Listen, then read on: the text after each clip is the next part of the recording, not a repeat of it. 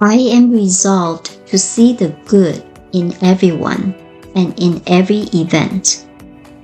Light can have no union with darkness. Evil has no affinity with good. If good is the great reality, while evil is the great negation of denial of reality, then it follows that we should see the good in everything and recognize the apparent evil merely as a theoretical opposite of good. There is not God and something else. The divine spirit inhabits eternity, overshadows everything, including human events, dwells within our own soul, and is released through our own act.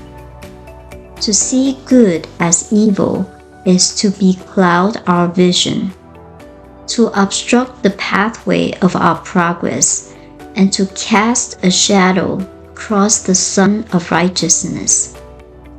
This spiritual sun was the guiding star that led the Magi of old to the place where the little child laid.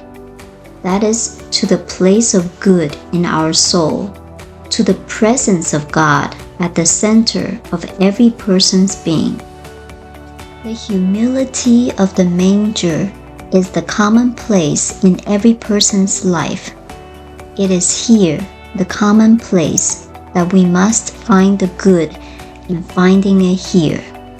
We shall also discover that the larger issues of our experience are overshadowed by the same good that we have discovered in the commonplace. I am resolved today to see the good in everyone and in every event. I will call upon the good and will refuse to accept that anything other than good can come into my experience. In this way, I will be praying to the good through meditating upon it.